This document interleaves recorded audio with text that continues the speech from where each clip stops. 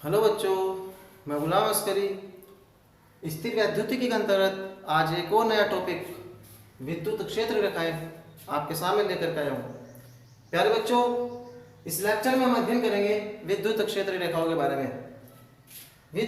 क्षेत्र रेखाएं ये टॉपिक टोटल थ्योरेटिकल टॉपिक है बेटे, डेरिवेशन तो नहीं है, थ्योरेटिकल टॉपिक है। देखिए विद्युत क्षेत्र रेखाएं होते क्या है, आपको पता है कि किसी भी आवेश के चारों ओर एक विद्युत क्षेत्र बनता है। किसी भी आवेश के चारों ओर एक विद्युत क्षेत्र बनता है और विद्युत क्षेत्र की दिशा धनात्मक आवेश से बाहर की ओर और ऋणात्मक आवेश के कारण आवेश के अंदर की ओर होती है। बट अब हम पढ़ेंगे विद्युत क्षेत्र रेखाएं। ये विद्युत क्षेत्र रेखाएं क्या होती हैं? सबसे पहले गुण विद्युत क्षेत्र रेखाओं का बेटा थ्योरेटिकल टॉपिक है तो अच्छे से पढ़ेंगे। ये काल्पनिक रेखाएं होती हैं,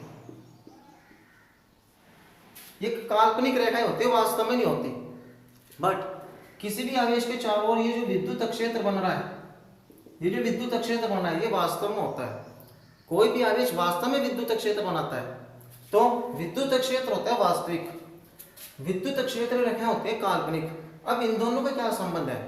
इन दोनों का संबंध यह है कि इसकी परिभाषा यहां से ऐसे बनेगी कि वे काल्पनिक रेखाएं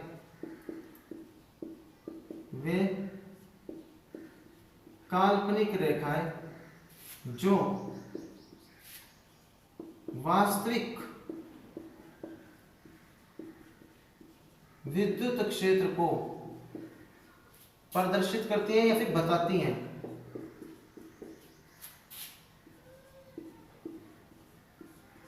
उन्हें विद्युत क्षेत्र रेखाएं कहते हैं। अर्थात विद्युत क्षेत्र रेखाएं वो काल्पनिक रेखाएं होती है बेटे जो वास्तविक विद्युत क्षेत्र को प्रदर्शित करती हैं, अर्थात वास्तविक विद्युत क्षेत्र के बारे में हमें बताती है। तो विद्युत क्षेत्र वास्तविक होगा बट ये रेखाएं काल्पनिक होंगी। अब देखिए इन विद्युत क्षेत्र रेखाओं की अपनी एक दिशा होती है, एक डायरेक्शन होती है विद्युत क्षेत्र रेखाओं की। कैसे? मान के चलो ये कोई एक विद्युत क्षेत्र रेखा है, मान के चलो एक विद्युत क्षेत्र रेखा है। अब हम टॉपिक पढ़ रहे हैं विद्युत क्षेत्र रेखाओं की, विद्युत क्षेत्र रेखाओं की दिशा। तो विद्युत क्षेत्र रेखा इस प्रकार से, तो इसके अंतर्गत हमें इस पॉइंट पर और यहां पर विद्युत क्षेत्र रेखाओं के कारण विद्युत क्षेत्र की, देखो विद्युत क्षेत्र की दिशा बतानी है। विद्युत क्षेत्र रेखाओं की दिशा तो ऐसे ही है बट ये काम क्या करती है? ये विद्युत क्षेत्र को ही तो बताती है। विद्युत क्षेत्र रेखाएं काल्पनिक रेखाएं होती हैं बट वास्तविक विद्युत क्षेत्र के बारे में बताती हैं, उन्हें प्रदर्शित करती हैं। कैसे? इस प्रकार से प्रदर्शित करते हैं, अगर इस बिंदु पर हमें विद्युत क्षेत्र की दिशा को देखना है, विद्युत क्षेत्र की दिशा को देखना है तो हमें इस विद्युत क्षेत्र रेखा के इस बिंदु पर एक स्पर्श रेखा खींचनी होगी बेटे। ऐसे इस बिंदु पर विद्युत क्षेत्र की दिशा देखनी है तो हमें इस प्रकार से एक स्पर्श रेखा बनानी होगी और यहां पर इस प्रकार से स्पर्श रेखा बतानी होगी। बट ये जो स्पर्श रेखाओं की दिशा है, ये जो स्पर्श रेखाओं की दिशा है वही सेम दिशा विद्युत क्षेत्र की दिशा होगी।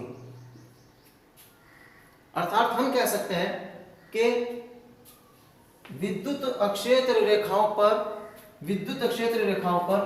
किसी भी बिंदु पर, चाहे ये बिंदु हो, ये बिंदु हो, ये बिंदु हो, खींची गई स्पर्श रेखा की दिशा ही विद्युत क्षेत्र की दिशा होती है। देखिए विद्युत क्षेत्र रेखाओं के किसी भी बिंदु पर, चाहे ये बिंदु हो, ये बिंदु हो, ये बिंदु, खींची गई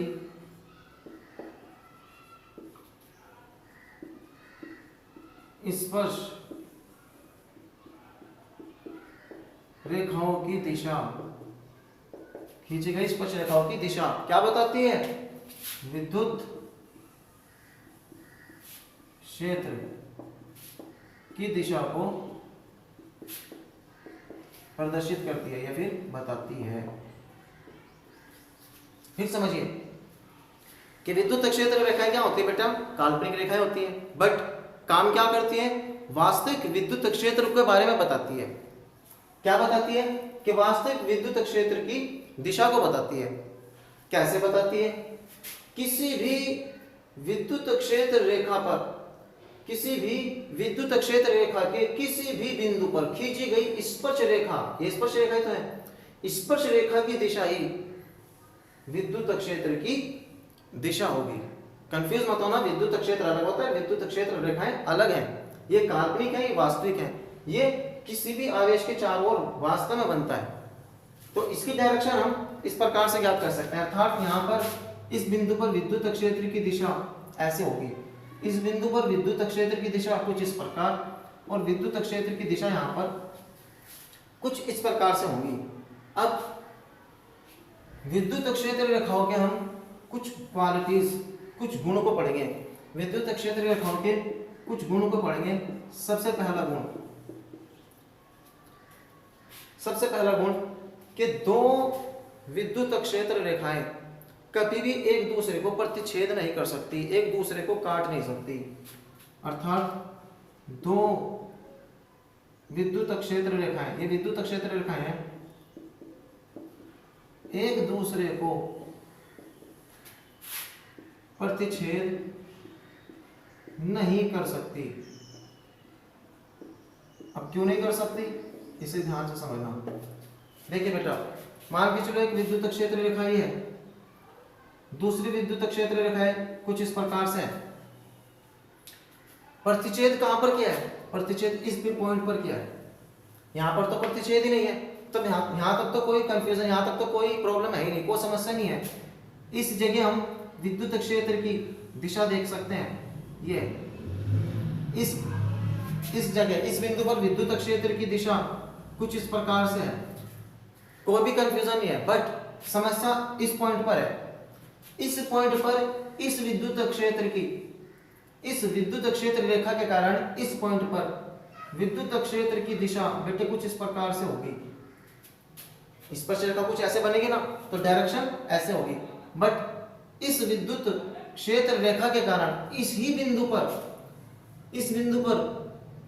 विद्युत क्षेत्र की डायरेक्शन, दिशा कुछ इस प्रकार से होगी। तो आप देख रहे हो बिंदु एक है, यहां पर विद्युत क्षेत्र की दिशा इस प्रकार से भी आ रही है, यहां पर विद्युत क्षेत्र की दिशा कुछ इस प्रकार से आ रही है। एक ही बिंदु पर दो अलग अलग दिशाएं आ रही है, जो कि बिल्कुल भी संभव नहीं है।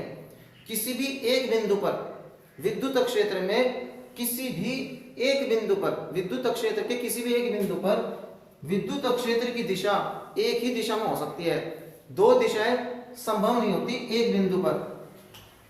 अर्थात आपने पढ़ा होगा धनात्मक आवेश, धनात्मक आवेश के कारण विद्युत क्षेत्र कुछ इस प्रकार बाहर की ओर होता है ना, ऐसा होता है ना इस आवेश के कारण।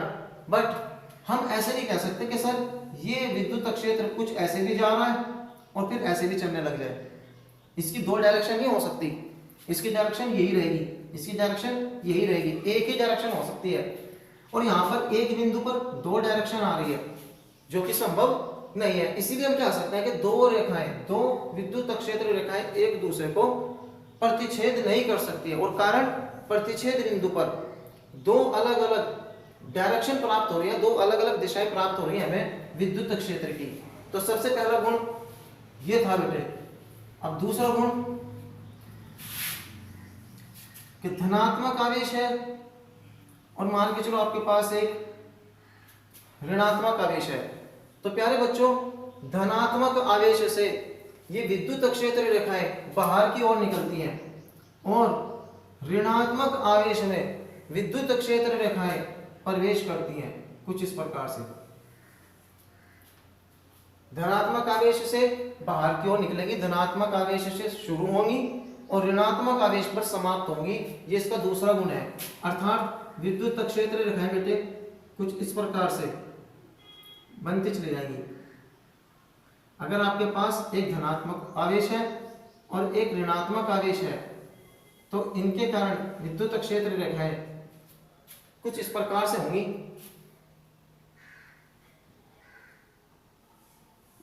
ऐसे कुछ इस प्रकार से डायग्राम बन जाएगा बेटे।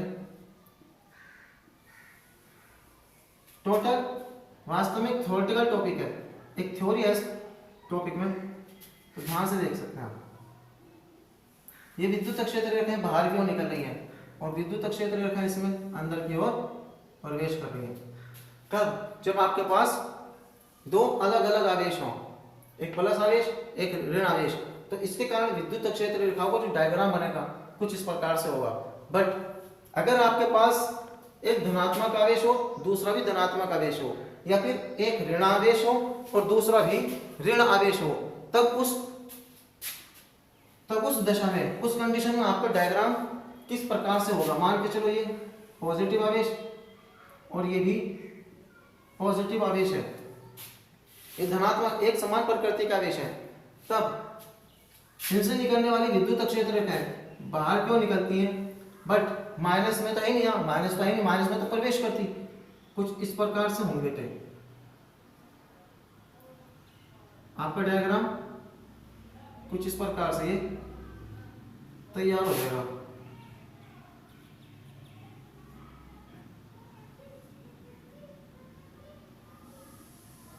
ये कहीं पर भी एक दूसरे को याद रखना टच नहीं कर सकती, स्पर्श नहीं कर सकती।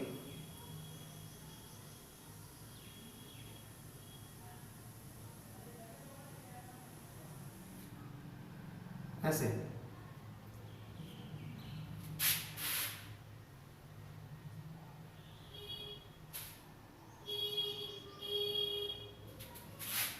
बाहर की ओर निकलेंगी और इसमें भी ये बाहर की ओर ही निकलेंगी।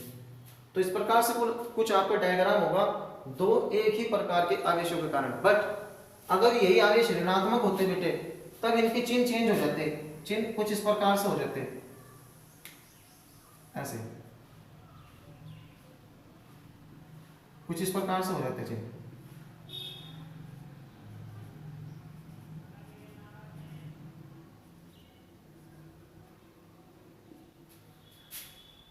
समझ गए होंगे आप? अर्थात ये आवेश की ओर आती हुई प्रतीत होती, तो कुछ इस प्रकार से चित्र बन जाता। जस्ट इसका तीसरा गुण, तीसरी क्वालिटीज, तीसरा प्रॉपर्टी को देखिएगा विद्युत क्षेत्र रेखाओं की। प्यारे बच्चों, विद्युत क्षेत्र रेखाओं में अगर आपके पास केवल एक ही बिंदु आवेश हो, अब तो दो थे, एक प्लस एक माइनस या एक प्लस प्लस, बट एक ही बिंदु आवेश हो, तब इसके कारण विद्युत क्षेत्र रेखाएं किस प्रकार से बनेंगी?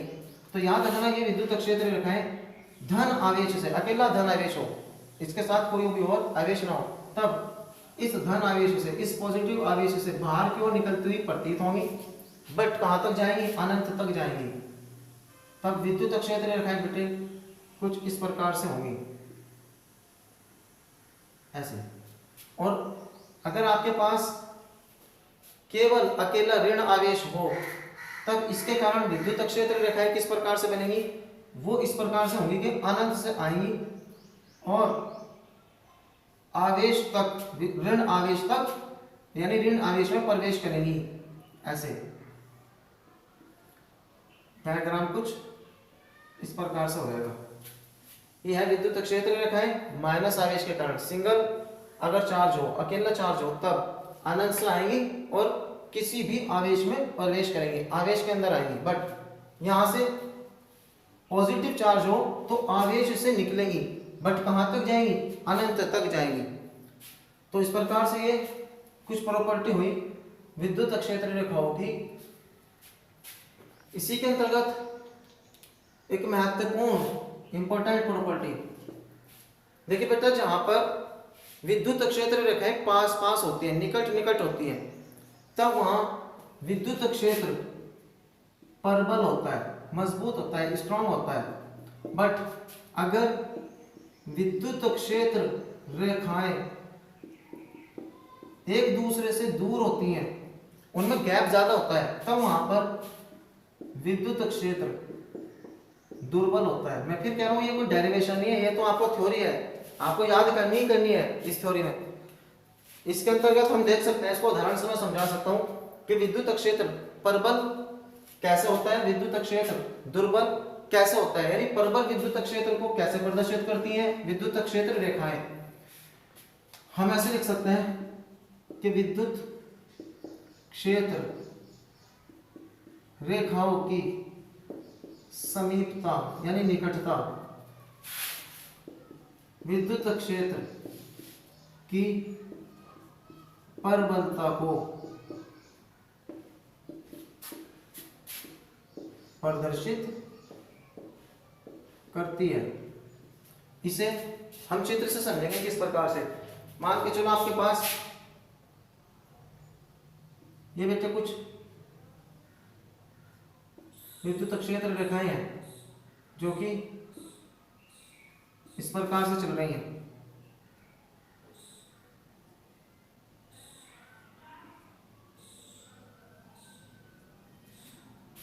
अब ध्यान से देखना, ये विद्युत क्षेत्र रेखाएं हैं। अगर हम कोई एक समान क्षेत्रफल लें, ये हमें ज्ञात करना है कि विद्युत क्षेत्र प्रबल कहां पर है, दुर्बल कहां पर है। मान के चलो इस बिंदु पर ज्ञात करना है, फिर इस बिंदु पर ज्ञात करना है, फिर यहां पर ज्ञात करना है। तो इसके लिए हम क्या करते हैं, मान के चलो एक समान क्षेत्रफल की कल्पना करते हैं कुछ इस प्रकार से। सेम इतना ही क्षेत्रफल, सेम यही क्षेत्रफल आप बिंदु 2 पर डिराइव करते हैं कुछ इस प्रकार से। सेम यही क्षेत्रफल आप बिंदु 3 पर इस प्रकार से लेते हैं। देखिए विद्युत क्षेत्र रेखाएं बिंदु 1, बिंदु 2 और बिंदु 3 पर आपको विद्युत क्षेत्र की प्रबलता को बताना है। तो प्यारे बच्चों, इस बिंदु 1 पर देखना, यहां से कितनी विद्युत क्षेत्र रेखाएं पास हो रही हैं। देखिए 1, 2, 3 और 4। बिंदु 1 से 4 रेखाएं पार हो रही हैं। बिंदु 2 से देखना, 1, 2 और 3, ये केवल 3 रेखाएं ही पार हो रही हैं। बट बिंदु 3 पर देखना, 1 और 2, यहां पर 2 रेखाएं ही इस क्षेत्रफल के पार हो रही हैं। तो याद रखना, किसी एकांक क्षेत्रफल से जितनी विद्युत क्षेत्र रेखाएं पार होती हैं उतना ही विद्युत क्षेत्र प्रबल होता है। यहां से 4 रेखाएं पार हो रही थी, तो विद्युत क्षेत्र जो है E1 पर, E1 ये प्रबल होगा, स्ट्रॉन्ग होगा किसकी अपेक्षा, E2 की अपेक्षा। बट E2 ज्यादा प्रबल है किसकी अपेक्षा, E3 की अपेक्षा। अर्थात सबसे दुर्बल विद्युत क्षेत्र बिंदु 3 पर है और सबसे स्ट्रॉन्ग, सबसे प्रबल विद्युत क्षेत्र बिंदु 1 पर है। इस प्रकार से मैंने ये आपको जो लाइन लिखवाई थी, ये जो टॉपिक बताया था, इसे मैंने यहाँ से समझा दिया कि विद्युत क्षेत्र रेखाओं की जो समीपता है बेटे, वही विद्युत क्षेत्र की प्रबलता को प्रदर्शित करती है। जस्ट इसके एकदम बाद अब इस टॉपिक का हम बिल्कुल फिनिशिंग पॉइंट करते हैं और कुछ निष्कर्ष निकल करके सामने आते हैं।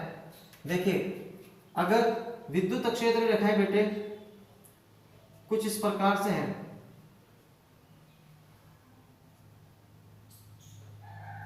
विद्युत क्षेत्र रेखाएं इस प्रकार से है, यह आपका केस फर्स्ट है। फिर विद्युत क्षेत्र रेखाएं केस 2 में कुछ इस प्रकार से है,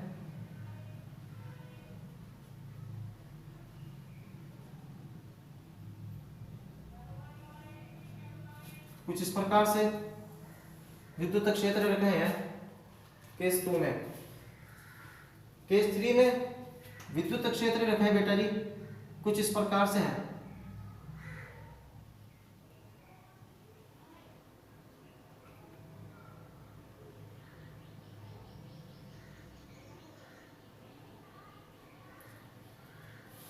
और लास्ट केस 4 में आपकी विद्युत क्षेत्र रेखाएं कुछ इस प्रकार से है बेटे।